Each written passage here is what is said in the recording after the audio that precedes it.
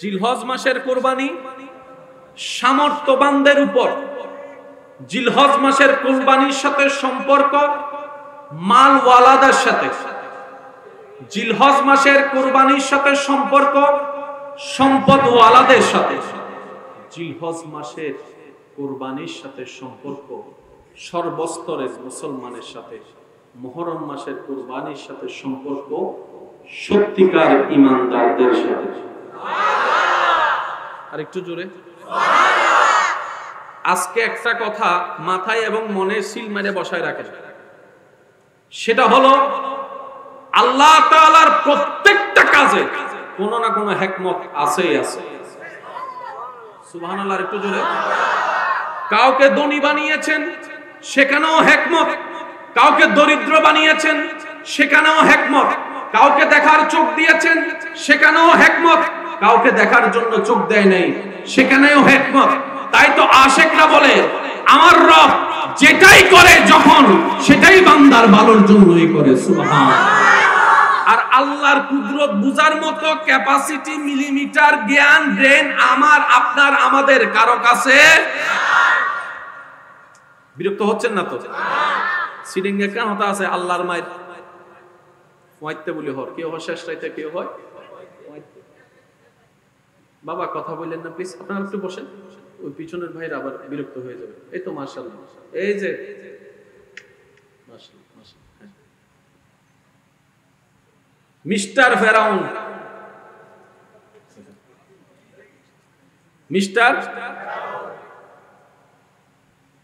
তাকে তার সহচররা জানান দিল তোমার দেশে জন্ম হবে একটা ছেলে যার হাতে তোমার ধ্বংস।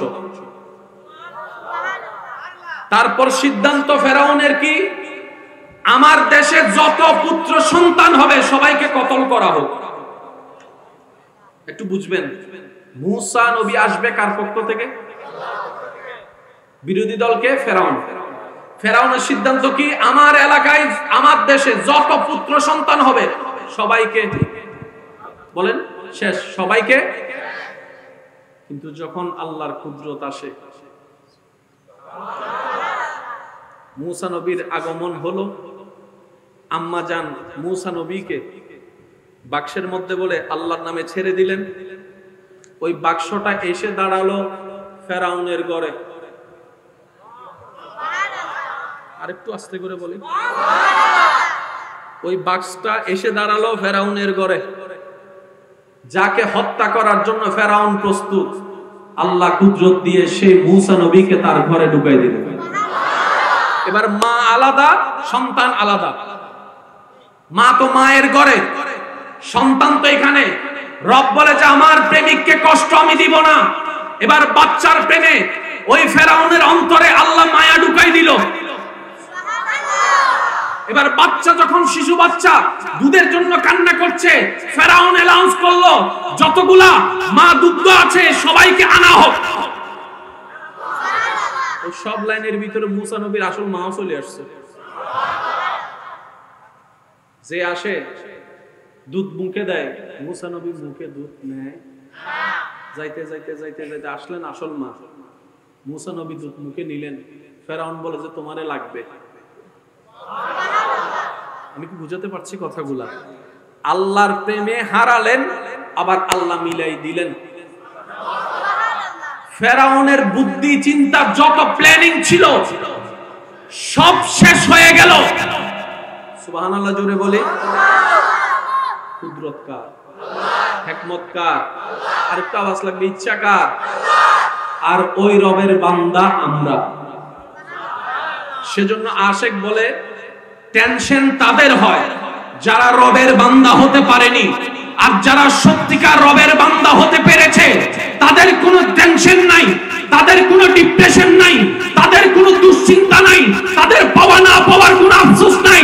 যার জ্বলন্ত বাস্তব প্রমাণ বিশ্ববাসীকে আঙ্গুল দিয়ে দেখাই গেলেন কারবালার ময়দানে ইমাম আলী মাকাম ইমাম হুসাইন রাদিয়াল্লাহু তাআলা। চিৎকার দিয়ে বলেন, কোনো টেনশন হানি নাই, টেনশন। তারপরে থাকার মতো ঘর নাই, টেনশন। জগৎ জিজ্ঞেস করে ও ইমাম হুসাইন, একটু না পাইলে আমরা যে টেনশন করি, আপনি তো কিছুই পাচ্ছেন না, টেনশন নাই কেন? টেনশন করার মতো যে যা আছে সব তো রবের নামে।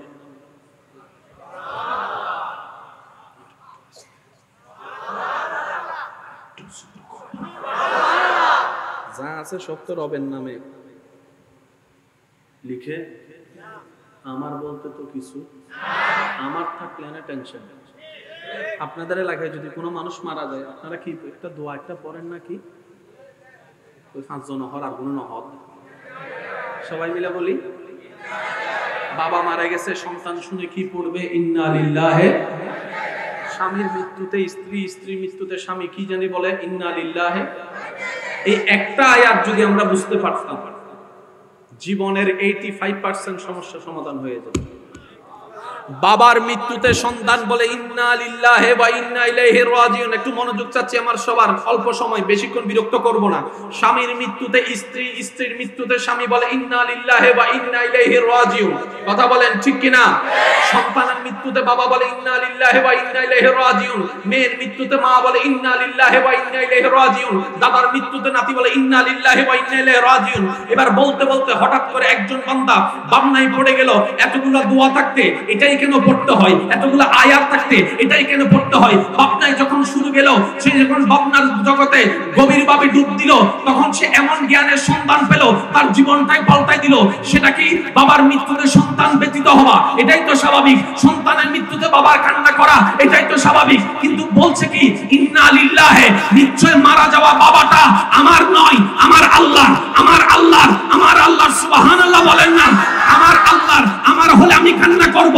যার টাকা হারাই সে টেনশন করে, অন্যের টাকা হারালে তো আপনি টেনশন করার প্রশ্নই আসে না, কারণ টাকাটা তো আপনার নয়। এবার সন্তানের মৃত্যুতে বাবা বলে ইন্না লিল্লাহি, নিশ্চয় আমার সন্তানটা আমার হওয়ার আগে আমার আল্লাহর হয়েছে, ওয়া ইন্না ইলাইহি রাজিউন। যার সম্পদ তার দিকে ফেরত গিয়েছে, আমার টেনশন করারও দরকার নাই, মন খারাপ করারও দরকার নাই। এবার বলেন সবকিছু কার? আওয়াজটা একদম ছোট করে বলেন, সবকিছু কার? সম্পদ কার? জমিন কার? জ্ঞান কার? দেহ কার? ব্রেন দেওয়া কার? চোখ দিয়েছেন কে? হাত দিয়েছেন কে? তাহলে সব কিছুর মালিক আমার আছে, সেটা কি? আল্লাহ সেটা আমাদেরকে আমানত দিয়েছেন। এবার বলেন হাত আমাদের আমানত, হাত আমাদের, শরীর আমাদের, চামড়া আমাদের, চোখ আমাদের, ভ্রু আমাদের। সেজন্যই তো নিজের শরীরের উপর আঘাত করা হারাম। বদুনে ছাকা হাইয়ে রে কষ্ট সহ্য করতে না পারে নিজের হাতে কি মারে? এটা কি? বলেন এটা কি? কেন? আল্লাহ পাক বলে যে সম্পদ তোর নয়, সম্পদ আমার, তোকে আমানত দিয়েছি, আমানত দিয়েছি। মালিক তোকে বানায় নাই, আমানত দিয়েছি ব্যবহার করার জন্য। বলেন না সুবহানাল্লাহ। এবার যে বান্দার মনে চিন্তায় ব্রেনে সকাল সন্ধ্যায় সবকিছুতে বলে সব আমার আল্লাহর, আর একটু জোরে বলি। এবার বলেন তাদের আর কোনো টেনশন, তাদের আর কোনো দুঃখ, তাদের হারানোর ভয়, পাওয়ার লোভ। এবার এই থিওরি দিয়ে আপনি সমস্ত নবী রাসূলকে দেখেন, সমস্ত সাহাবাকে দেখেন, সমস্ত আহলে বাইতকে দেখেন, সমস্ত আল্লাহর ওলিদেরকে দেখবেন, দেখবেন একজন শাহজালাল টেনশন, একজন বান্দা নামাজ গরিব নামাজ। আর আপনি আমি রাতে রাস্তা দিয়ে এর সময় কুত্তুক দিলে কি দে দেখেন না, বাস্তব না বাস্তব আপনারা বলেন না রে ভাই। পার্থক্যটা কোথায়? টেনশন হয়, মন খারাপ হয় এখান থেকে এখান থেকে। আশা করি একটু মনোযোগ দিবেন। এখান থেকে এখান থেকে, এই দুইটা জায়গায় হচ্ছে টেনশনের কারণ, মন খারাপের কারণ, দুশ্চিন্তার কারণ। এই দুইটা জায়গার মধ্যে যারা আল্লাহর সন্তুষ্টি বসাতে পেরেছে, যার যত শক্তি আছে একবার বলেন তো সুবহানাল্লাহ। এবার বুঝতে পেরেছেন এজিদের কেন টেনশন ছিল, ইমাম হুসাইনের কেন টেনশন ছিল না? টেনশন করছে কে? এজিদে। টেনশন ছাড়া ছিল কে? ইমাম হুসাইন। বলেন না টেনশন ছাড়া কে ছিল? পানিও নাই, টেনশনও নেই। আমার মনে হয় আওয়াজটা আপনারা একটু বড় করে দিতে পারবেন বলে সুবহানাল্লাহ। আল্লাহ আমাদেরকে সেই নিয়ামত দান করুক। ওই নিয়ামতের মালামাল হয়ে মালিক বনার তৌফিক দান করুন। রবের প্রেমে নবীর প্রেমে জীবন উৎসর্গ করার মতো ঈমানি জজবা আল্লাহ আমাদের সবাইকে নসিব করুন। আরেকটু জোরে বলেন ইন্না লিল্লাহি। এটা কারা বলে? আল্লাহ পাক বলে আল্লাযিনা সাবারু, যারা সবর করে। আর যারাই সবর করে ইন্নাল্লাহা মা'আস সাবিরিন, আমি রব ওদের সাথেই আছি। সবরকারী কি বলে? ইন্না লিল্লাহ বলে। আর সবরকারীর সাথে আমি আল্লাহ আছি। কাল ওই কারবালার ময়দানকে যদি ঠান্ডা মাথায় অ্যানালাইসিস করেন, ইন্না লিল্লাহি ওয়া ইন্না ইলাইহি রাজিউন শোনা গিয়েছে ইমাম হোসেনের কাফেলা থেকে। আমি না পাওয়ার পরেও ধৈর্য ধরেছি ইমাম হুসাইন। সুবহানাল্লাহ বলি। আল্লাহ আমাদের সবাইকে একটু আমল করার তৌফিক দান করুন। কষ্ট হচ্ছে না তো ভাই আপনাদের? আর মাত্র 5 মিনিট আছে, তারপর আমি আপনাদের থেকে বিদায় নিচ্ছি। কষ্ট হ্যাঁ? আরো আধা ঘন্টা? ও বাজিরে। আচ্ছা এবার আসুন, আল্লাহর প্রত্যেকটা কাজে কি আছে একটু বলি না? একমত আছে আল্লাহর প্রত্যেকটা কাজে কি আছে? ওলামায়ে কেরামের আমি একটু দোয়া চাচ্ছি। কারবালার ময়দানে ইমাম হোসেন রাদিয়াল্লাহু তাআলা কি হয়েছেন? শাহাদাত। একটু বলি কি হয়েছেন? বিষ প্রয়োগের মাধ্যমে ইমাম হাসান কি হয়েছেন? শাহাদাত। নবী কিন্তু শহীদ হন নাই, নবীর আল হয়েছে। প্রায় উলামায়ে কেরামের জবানে আপনারা শুনেছেন ইমাম হুসাইন হাসান রাদিয়াল্লাহু তাআলাকে নবীজি নিজের সন্তান বলতেন। কথা বলেন, সন্তান বলতেন। আমি সবার একটু মনোযোগ চাচ্ছি। শহীদ এটা এমন একটা মর্তবা, মর্যাদা, এটার ডেফিনিশন দেওয়ার ক্ষমতা কারো নাই। এটা হচ্ছে বেনিফিট, বেতন বেতন। কিন্তু শহীদ যারা হয়েছেন ওনারা বেতনের লোভে হয় নাই, প্রেমের কারণে হয়েছে। ওনারা বলে জানটা যদি রবের নামে দিতে পারি এর চেয়ে বড় সৌভাগ্য আমার কি হতে পারে? যিনি জান দিয়েছেন ওনার নামে তো জান কুরবান হয়েছে। এটা হচ্ছে প্রেমের ডিমান্ড। জান্নাত যেটা দিবে সেটা হচ্ছে যে প্রতিদান অথবা গিফট। এবার এই যত শহীদ হয়েছেন আমি একটু মনোযোগ চাচ্ছি। বদরে, উহুদে, খন্দকে যতজন শহীদ হয়েছে সবাই কার কথাই অনুপ্রেরিত হয়েছে? আর একটু জোরে। সবাই নবীর কথা শুনেই তো উৎসাহ পেয়েছে, নবীর কথা শুনেই তো আগ্রহ পেয়েছে, নবীর কথা শুনেই তো যুদ্ধের ময়দানে গিয়েছে, নবীর কথা শুনে তো স্পিড পেয়ে বোনকে ফেলে স্বামীর যুদ্ধের ময়দানে, সন্তানকে ফেলে বাবা যুদ্ধের ময়দানে। কার কথায়? নবীর কথায়। কার কথায়? নবীর কথায়। একটু জোরে বলি, কার কথায়? এই নবীর কথায় লক্ষ লক্ষ শহীদ। এবার সেই নবী বলে আল্লাহ আমার কথা শুনে তারা সবাই তোমার প্রেমে রক্ত দিয়ে দিল, আমাকে একটু দাও না। আশেকের আওয়াজ চাচ্ছি আমি। আল্লাহ আমারও তো ইচ্ছে করে তোমার নামে। আল্লাহ বলে যে ও নবী, অনর গলা মোবারক হাড়ি বুঝাইলে চুরি তো পৃথিবী।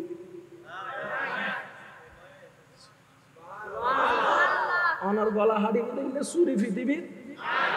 আর অনর পুকুর উদ্দি বইয়ের গলা হাড়ি বুঝে ইল্লে বাফর ফুটো তো নাই। নবী হদ্দাল্লাহ কি তোলে শহীদ নইতাম না। আর মনে সাথ দাও আল্লাহ শহীদ হইবে। আল্লাহ আন নবীর দোয়া কবুল করিয়ে রে, নবীর শাহাদাত সাদিয়ে দিয়ে দে দুইজনের মাধ্যমে, গোলদি ইমাম হাসান আর গোলদি ইমাম হুসাইন। এবার হন বাফর আদাইন হাস গরে দহনে আয় কিন্তু মুখ একদিন মারে দিন তো বাজে আবাসি বিসর রইলে আর কেন জোর হন বাবার আদাইন হাম গরে দহনে, দাদার আদাইন হাম গরে হনে নাতিয়ে নবী হদ্দিন আর ফুয়া আর কেন জোর হন না। ইমাম হাসান ওরটা হাত ফুয়া, হুসাইন ওরটা হাত ফুয়া। আল্লাহ হদ্দ নবী হুসাইনুম মিন্নি ওয়া আনা মিন হুসাইন। শাহাদাতুল মর্যাদা হাসান হুসাইন রাদিয়াল্লাহু। কেন জোরে হন যে বলেন কোন বাজি হিকমত হার কেন জোরে হন হিকমত হার। এবার মজার বিষয়টা শুনেন, এখন 2000 কত সাল, এখন তো পণ্ডিতের অভাব নাই, এখন পণ্ডিতের অভাব, ফেসবুক খুললেই পণ্ডিত, চাঁদ দোকানে বসলেই পণ্ডিত। তো পণ্ডিতের ভিতরে একজন হলো তো বলতো, আল্লাহ মাফ করুক, মোহাম্মদ শহীদের কথা বলে সবাইকে মাঠে নামাই দিয়েছে, বলার সুযোগ তো আছে। মোহাম্মদ শহীদের প্রেম বুঝে অন্যের ছেলেদেরকে মাঠে নামাই দিয়েছে, নিজের গুলাকে শহীদ হতে দেয় নাই। অপবাদ একটা দেওয়ার সুযোগ ছিল, আল্লাহ পাক বলে অপবাদ দেওয়ার সুযোগ দিব না। নবীর পরিবার থেকে হাসানও শহীদের দলে, হুসাইনও শহীদের দলে, আলে মুহাম্মদ অনেকজন শহীদের দলে যোগ দিয়েছেন। সুবহানাল্লাহ, আল্লাহ।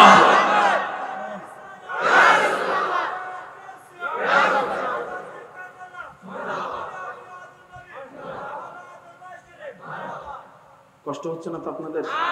ওলামায়ে কেরামের দোয়া চাচ্ছি, একটু মনোযোগ। পৃথিবীর সবচেয়ে নিকৃষ্ট জিনিস, সমস্ত সম্পর্কের মাঝখানে ফাটল আসে, মহাব্বত স্বার্থপর হয়ে যায়, রক্ত বেঈমানি করে, ঠিক না? ইসলামে রাষ্ট্রে এই টাকা কেন্দ্রিক একটা ইবাদত আছে, সেটার নাম যাকাত। নামাজের মধ্যে কোনো টাকা ইনকাম হওয়ার কোনো সুযোগ, রোজার মধ্যে ইনকাম হওয়ার সুযোগ, হজের মধ্যে ইনকাম হওয়ার সুযোগ, দেওয়ার সুযোগ আছে, কিন্তু যাকাতের মধ্যে ইনকাম হওয়ার একটা সুযোগ। এবার উলামায়ে কেরামের দোয়া চাচ্ছি, আল্লাহ ইসলামটাকে কত সুন্দর চমৎকার করে সাজিয়ে দিয়েছেন। যাকাতের ফয়সালায় এসে নবী বললেন, উম্মতে রাসূল সামর্থ্যবান হলে যাকাত দিবে, গরীব হলে যাকাত। আওলাদে রাসূল সামর্থ্যবান হলে যাকাত দিবে, গরীব হইয়া যদি খাবারও না পায় যাকাত নিতে পারবে না। আমি বুঝাইতে পারিনি, মনে ব্যর্থতা আমার, আমি মনে হয় কথাটা আপনাদেরকে বুঝাইতে পারিনি। উম্মতে রাসূল ও নবীর উম্মত, আলে রাসূল ও নবীর উম্মত। এবার নবী যদি বলতেন আমার আওলাদকে যাকাত দিও, যদি সিস্টেম এটা থাকতো, সাধারণ উম্মতে রাসূল যাকাত পাওয়ার তেমন সুযোগ থাকতো না, সবাই আওলাদে রাসূল খুঁজে খুঁজে। এক সময় মানুষ এসে আঙ্গুল তুলতো নিজের বংশধরকে চালানোর জন্য, ইসলামে যাকাতের ব্যবস্থা মুহাম্মদ করেছে, নাউযুবিল্লাহ। আল্লাহ পাক বলে যে এই সুযোগ আমি রাখবো না। উম্মতে রাসূল সামর্থ্যবান হলে যাকাত দিবে, গরীব হলে যাকাত নিবে। আওলাদে রাসূল সামর্থ্যবান হলে যাকাত দিবে, গরীব হলে যাকাত নিতে পারবে না। আর রাসূলের বিধান, না যাকাত দেওয়া যাবে না যাকাত নেওয়া যাবে। বলেন সুবহানাল্লাহ। এখন আর আঙ্গুল তোলার সুযোগ, জোরে বলেন আঙ্গুল তোলার সুযোগ, এটার নাম ইসলাম। তাহলে ইসলামটাকে সাজালেন কে? শেষ ভালো যার সব ভালো তার আওয়াজটা দেন। ইসলামটাকে সাজালেন কে? প্ল্যানিং করলেন কে? গোছালেন কে? সব কিছু করলেন আল্লাহ। কোন আল্লাহ? যার সিদ্ধান্তে বিন্দু পরিমাণ কোনো ভুল। এবার উলামায়ে কেরামের দোয়া আবারও চাচ্ছি। কোরআনুল কারীমের একটা আয়াতের দিকে আমি যাচ্ছি, সূরা বাকারার 154 নম্বর আয়াত। একটু বলতে হবে, সূরা বাকারা 154, সূরা বাকারা 154 নম্বর আয়াত। এই একটা জিনিস মনে রাখবেন। আরেকটা হচ্ছে সূরা আল ইমরান 169 নম্বর আয়াত। সূরা আল ইমরান 100, সূরা বাকারার 100, একটু সবাই বলি ভাইয়া, সূরা বাকারার 154, সূরা বাকারার 154 আর সূরা আল ইমরানের 169। এই দুইটা আয়াত মাথায় রাখবেন। আমরা মরা না জিন্দা? জান চলে গেলে, জোরে বলি জান চলে গেলে, এটা নিয়ে কারো কোনো দ্বন্দ্ব? সে যেই হোক, মরা মানি মরা, জিন্দা মানি জিন্দা। তো জিন্দা হওয়ার জন্য হাট চলতে হবে। চলছে জিন্দা।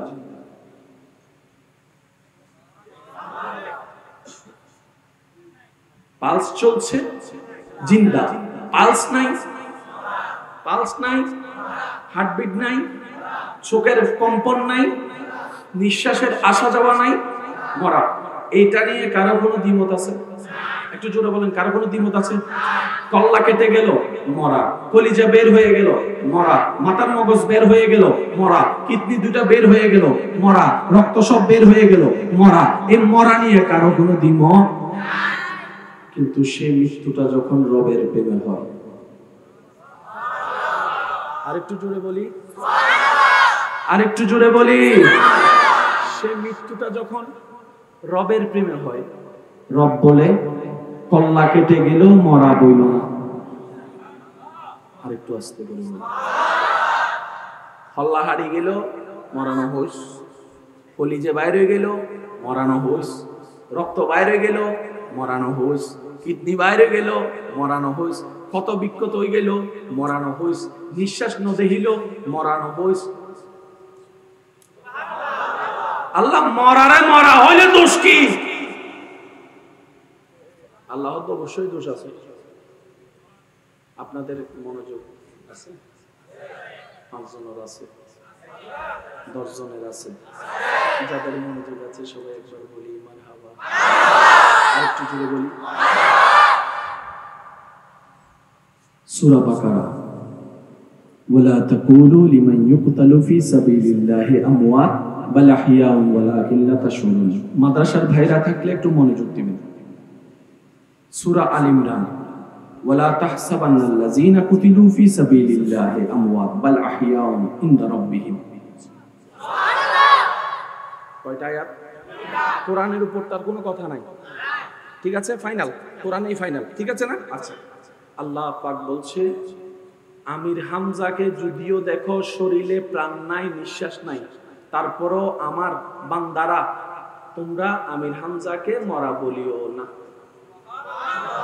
আর একটু জোরে বলি না। যদিও ইমাম হোসেনকে গর্দান কর্তৃত দেখো, নিঃশ্বাস না চলতো দেখো, হার্টবিট বন্ধ দেখো, তারপরও হুসাইনকে তোমরা মরা বলিও না। বলেন না সুবহানাল্লাহ। বাকারায় বলে বলিও না। এবার বলেন বলে কি দিয়ে? জোরে হন না, আরো জোরে বলেন। বলে কি দিয়ে? বলা 2 প্রকার, মনে রাখবেন। একটা মুখের বলা আর একটা মনের বলা। এটা এখন বুঝবেন। মুখে বজ্জনে হদে উড়ে বেলায় ভালোবাসি, মুখে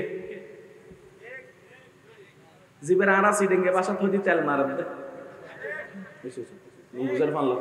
5 জন সিডিংয়ে আগুন রোহিঙ্গি নি হনো নমাদের কাদের মুখে যাতে বেশি ফটর ফটর করে আরা কি হই দিবে, কি মারাত দে তেল মারা। মানে কি? মনের সাথে মুখের কোনো মিল।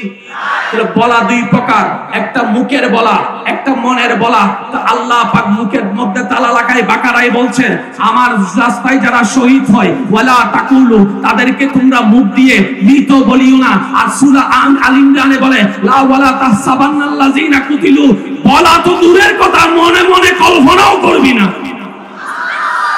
তাহলে মুখও আল্লাহ তালা লাগাই দিলেন কি সম্পর্কে? মরা বলা যাবে না। সুবহানাল্লাহ জোরে বলি। আল্লাহ মরারে মরা হইলে দোষ কি? সদা হইতে তিনি আল্লাহ মরা দিন সত্য তো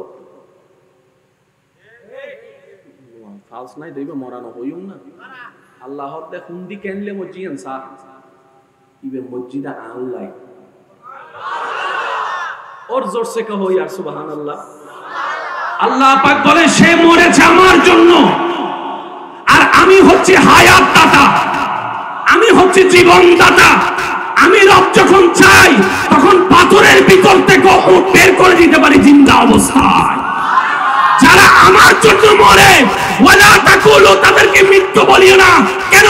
বালা হিয়াউন ওয়ালাকিন লা তাশউরুন। তারা যেখানে আছে, যে অবস্থায় আছে, আমি আল্লাহ কুদরতি ব্যবস্থাপনায় তাদেরকে জিন্দা করে রেখেছি। বলেন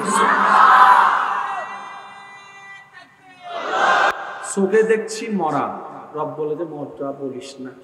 আল্লাহ বললে কি হবে? আল্লাহ পাক বলে যেহেতু তুই আমার হুকুম অমান্য করেছিস তুই আমার দুশমন। আমি মনে বুঝাতে পারছি না কথাটা আসলে। আল্লাহ পাক বলে যে আমির হামজারে মরা বলবি না, সুপ্রিম কোর্টের রায়। এরপরও যদি আমি মরা বলি তাহলে আল্লাহর হুকুম ডাইরেক্ট অমান্য করলাম। আর আল্লাহ পাক বলে যে তুই আমার হুকুম অমান্য করছস, তুই আমার দুশমন। আর আমার দুশমন কখনো জান্নাতে যাওয়া তো দূরের কথা, এই সিডিং এ মানে বুঝবিলি তো, জান্নাতে যাওয়া তো দূরের কথা, দূর থেকে জান্নাতে তারাই যাবে যারা আমার রহমত পাবে। আর একটু জোরে বলি, আশা করি শব্দটা একটু খেয়াল করলে বুঝতে পারবেন। আল্লাহ পাক বলে জান্নাত সবাই চায়, আর জান্নাতে তারাই যাবে যারা আমার রহমত পাবে, যারা আমার রহমত পাবে। তাই তো কোরআন বলে ওয়ামা আরসালনাকা ইল্লা রাহমাতাল লিল আলামিন, রহমতের ভান্ডার আমি আল্লাহ নবীকে বানিয়ে দিলাম। সুবহান। মরা বলিও না, মরা মনে করিও না। কেন?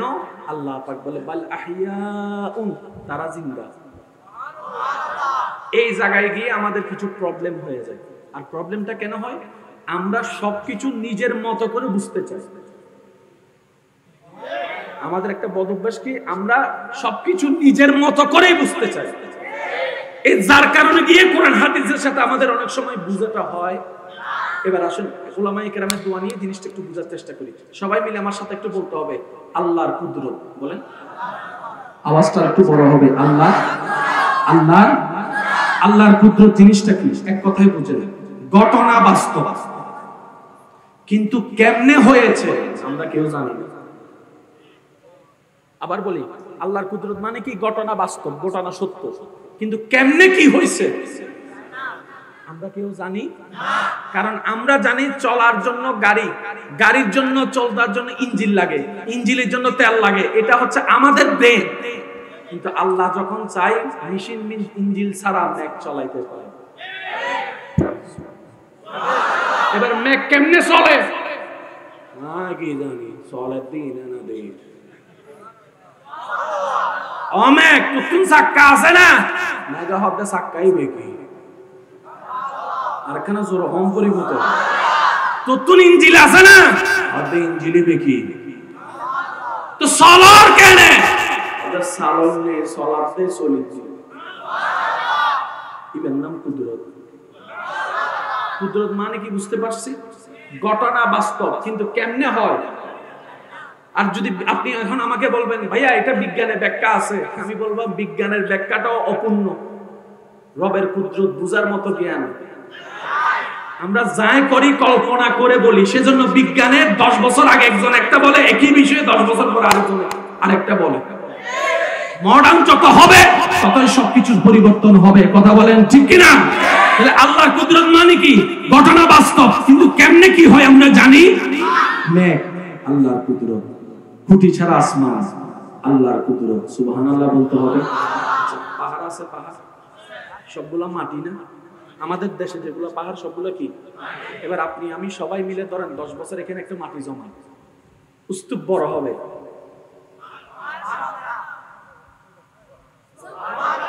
বুঝাতে পারছি কথা? মাটি জমাইতে পারবো। এখানে যদি একটা ঘর বাঁধি, সব মাটি তুলে এক জায়গায় রাখবো না, দেখতে পাহাড়ের মতো লাগবে। পাহাড় আল্লাহর কুদরত, সাগর আল্লাহর কুদরত।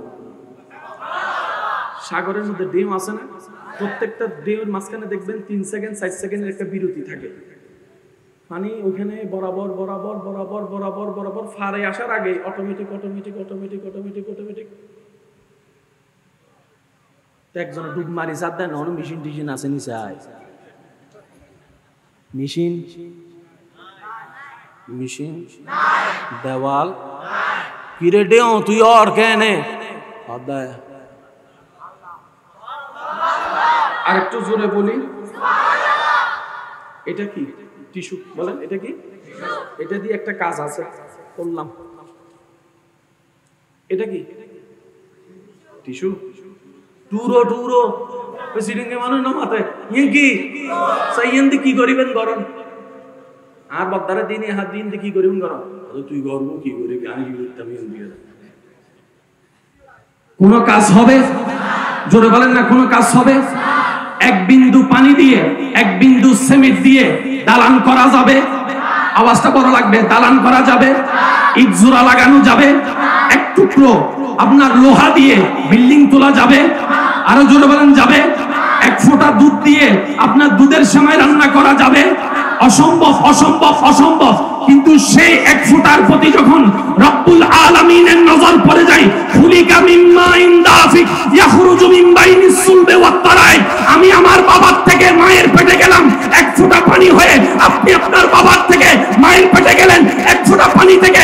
ওই পানি থেকে আল্লাহ তাআলা আমাদের বডি বানাই দিল। সুবহানাল্লাহ বলতে থাকেন, সুবহানাল্লাহ, সুবহানাল্লাহ।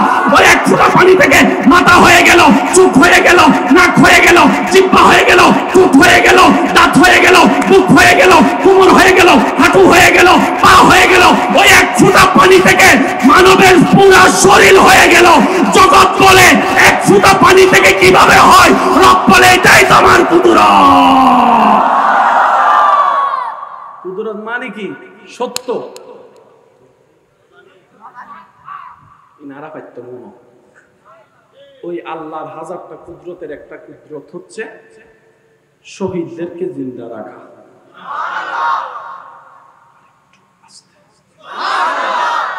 তো এই জায়গায় জিন্দা শব্দটা আমাদের বুঝে আসে না কেন? আমরা জিন্দা মানি মনে করি অক্সিজেন লাগবে তো জিন্দে আমাইবে গিরে ডরাই গই। আচ্ছা ডরন গোবম মারে দৌড় ডর লাগে একটু হঠাৎ করে হ্যাঁ দেবে কি 80টা বেড়াটারে কাম সামনে আল্লাহ কবুল করো। এই সেটার হানিয়ে না ঠিক আছে কিন্তু বয়রা বাংলা রেখে কিন্তু ভূমি দিয়ে আল্লাহ বলতে আল্লাহ কবুল করো। সেদিকে তো আওয়াজ আছে নজরনে গরু বুঝতে হয় না মানুষ না নব আওয়াজ হবে কি ঠান্ডা হইলে চলে যাবে। একবার হয়েছে মারহাবা আর কেন জোর হওয়া মারহাবা। যারা বিয়াতা আসনি তার একবার হন মারহাবা। যারা বিয়াতা আসনি তার একবার হন মারহাবা। ওই বিয়াতাও মাঝখান দিয়ে ডুবি গিয়ে দিয়া বিয়াত হইয়া রে সে বেগুন একবার হন মারহাবা। আরেকটু জোরে বলেন মারহাবা। আল্লাহ কবুল করুন। একটু বুঝবেন জিন্দা থাকার জন্য অক্সিজেনের দরকার, নিঃশ্বাস নেওয়ার দরকার। এখন একটা মানুষকে যখন আমরা মাটির মধ্যে কবরে ঢুকাই দিই আমাদের বিবেক বলে হাউ ক্যান পসিবল, কারণ অক্সিজেন তো ঢুকে। এবার একটু জিনিস বুঝেন, মায়ের পেটে কি আমরা ছিলাম না? ভাই বলেন না ছিলাম না? মরা নাকি জিন্দা? জোরে বলি মরা না জিন্দা? নিঃশ্বাস কি নিতে পারছি? নিঃশ্বাস কি নিতে পারছি? কারণ যারা বিবাহিত তারা জানে সন্তান যখন মায়ের পেটে থাকে আচ্ছা বলে এই নিঃশ্বাস হোক তারপর আবার বইম দেন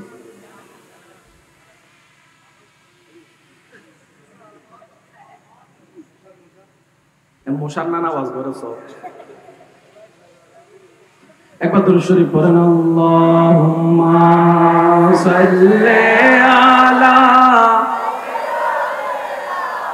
মাওলানা মুহাম্মদ ওয়া আলা আলি সাইয়্যিদিনা। जग में जब आए मोहम्मद इस्लाम जिंदा हो गए, भूतों ने सब कलमा पढ़ा, काफिर मुसलमान हो गए। जग में जब आए मोहम्मद ইসলাম জিন্দা। আওয়াজটা একটু বড় দিবেন। আমরা এখন মরা না জিন্দা? মায়ের পেটে রূহ জগতে। তো রূহ জগতে কেমনে জিন্দা ছিলাম? আল্লাহর কুদরত। মায়ের পেটে আমরা কেমনে জিন্দা ছিলাম? আল্লাহর কুদরত। এখন কিভাবে জিন্দা আছি? আল্লাহর কুদরত। কবরে কিভাবে জিন্দা থাকবো? আল্লাহর কুদরত। হাসরে কিভাবে জিন্দা থাকবো? আল্লাহর কুদরত। জান্নাতে কিভাবে জিন্দা থাকবো? আল্লাহর কুদরত। জিন্দা আছে সেটা জানি, কেমনে? একটু জোরে বলতে হবে কেমনে? জানে কে? ফায়সালা শেষ, মনে থাকবে ইনশাআল্লাহ। আমাদের দায়িত্ব কি? জিন্দা মানা। এটা নিয়ে যুদ্ধ করার দায়িত্ব আমাদের। আল্লাহ পাক বলে যে আমি জিন্দা রাখতে পারি, তোর বিশ্বাস আছে? আমরা বললাম যে আল্লাহ আছে। আল্লাহ পাক বলে যে তাহলে মাইনে নে। আমাদের কাজ কি? মেনে। একটু জোরে বলে আমাদের কাজ কি? এবার আসেন, শহীদ জিন্দা, সেই শহীদ যার কথা শুনে রবের প্রেমে শহীদ হয়েছে, শহীদ জিন্দা, সেই নবী, সেই নবী তু জিন্দা হে ওয়াল্লাহ, তু জিন্দা হে ওয়াল্লাহ, তু জিন্দা হে ওয়াল্লাহ, মেরে চশমে আলম সে চুপ জানে ওয়ালে। জিন্দা কিভাবে? জোরে বলেন না। এবার চমৎকার একটা আয়াত, আমরা একটা দোয়া করি না, আল্লাহ রিজিক বাড়াই দাও। রিজিক মানে কি? বেশিরভাগ মানুষের হবে রিজিক মানে তো হনুজুর যদি হনুমিককে যাইয়ারে দোয়া করে আল্লাহ ইতারে করে রিজিক বাড়াই দাও, তার মানে কি আল্লাহ গত বছর তারারে তুই 50 বস্তা চল দিও, এই বছর 100 বস্তা করে দাও, অর্থ ইয়েন না। রিজিক মানে আল্লাহর প্রত্যেকটা রহমত। আর একটু জোরে বলি, রিজিক মানে আল্লাহর প্রত্যেকটা। তো রিজিকের জন্য দোয়া করা মানে আল্লাহ তার চোখের দৃষ্টি তুমি আরো বাড়াই দাও, আল্লাহ তার জ্ঞান তুমি আরো বাড়াই দাও, তার শরীরটা সুস্থ করে দাও, তার ইনকামে বরকত করে দাও, তার খাবারের মধ্যে বরকত করে দাও, তার পরিবারে বরকত করে দাও, তার সন্তানের বরকত করে দাও, তার সন্তানের স্বভাব চরিত্রের মধ্যে বরকত করে দাও, তার ইবাদতে বরকত করে দাও, তার নামাজে বরকত করে দাও, তার রোজায় বরকত করে দাও, তার সম্পদে বরকত করে দাও। আল্লাহ তার জন্য তুমি যত ধরনের রহমত রাখছো সব রহমতে বরকত করে দাও। এটার নাম কি? রিজিক। একটু সবাই বলি এটার নাম কি? এটার নাম কি? আমির হামজাকে নিতর দেহ পড়ে আছে, আল্লাহ পাক বলে যে মরা বলিস না, কারণ আমার প্রেমে মরছে। তো যে আমার প্রেমে পড়ে সে মরা না, জিন্দা। এবার আসুন, আমি 2 মিনিট নিয়ে আপনাদের কষ্ট হবে না তো? সূরা আল ইমরানের 165 নম্বর আয়াত, বাল আহইয়াউন, তারা জিন্দা। আল্লাহ কোথায় জিন্দা? আল্লাহ পাক বলে ইনদা রাব্বিহিম, আমি আল্লাহর কাছে জিন্দা। আল্লাহ আমার ওনার দেহটা আমরা মাটিতে এনে রাখছি। আবার বলছি সূরা আল ইমরান 169 নম্বর আয়াত, ইনদা রাব্বিহিম, আমি রবের নিকট তারা জিন্দা। শুধু জিন্দা নয়, ইউরজাকুন, আমি আল্লাহ প্রতি মুহূর্তে তাদেরকে রিজিক দিচ্ছি। আর একটু জোরে এটা দেখা যাচ্ছে, আপনাদের এখানে দেখা যাচ্ছে? ইউরজাকুন, প্রতি মুহূর্তে আমি আল্লাহ তাদেরকে রিজিকও দিচ্ছি। তোরা তো মার আবাইবা বসে রইছস, আমি রিজিকও দিচ্ছি। তো দুনিয়াতে যতক্ষণ থাকে ততক্ষণ খাবারের দরকার। একটু জোরে বলি না ভাইয়া, দুনিয়ায় যতক্ষণ শরীরের সুস্থ শক্তির জন্য খাবারের দরকার, তো কবরে তো খাবারের দরকার নাই। 5 ওয়াক্ত নামাজ আছে না? এটা কতক্ষণ পর্যন্ত? যতক্ষণ নিঃশ্বাস বের না হয় ততক্ষণ পর্যন্ত নামাজ। কবরে গেলে কিন্তু আপনার নামাজ পড়ার সুযোগ, জান্নাতে নামাজ পড়ার সুযোগ, কারণ আমলের জায়গা হচ্ছে দুনিয়া। আর একটু জোরে বলি না রে ভাই, আমরা দুনিয়াতে যে আমল করছি হাসরে সেটা আমাদের শুধু সাবমিট করতে হবে, আল্লাহ এটা করছি, এটা করছি, এটা করছি। আল্লাহ পাক বলছে ইউরজাকুন, তারা যেখানে আছে আমি আল্লাহ রিজিক দিচ্ছি। আল্লাহ রিজিক কেনে আই তুমি বুঝির, আল্লাহ হদে আর কুদরত বিশেষ গরস না, আল্লাহ গরিত আদতলে মানিল। বেশি গাইতু ন যাইস সিরিঙ্গা হতা বুঝির পাইলে কেন মজা হইতো দেরি, ওরা বেশি গাড়া গাড়ি ন করিস, জিন্দররি ন যাইবো, নিজু সালাও যাইবো, আমও যাইবো, সালাও যাইবো। বেগিনত নাগনুদু গাইস সিরিঙ্গা হতা কি হদে এটা জিও তো নাগনুদু গাইস না খাড়া যাবে রে হই একজন জিতে নাগনুদু গাইস, নাগনু গেলে কি যাবো? এটার লাই হদে মুসলমানরে মুসলমান কিল্লে হয় আমান্তু, কোন কারণ ছাড়াই মেনে নিলাম।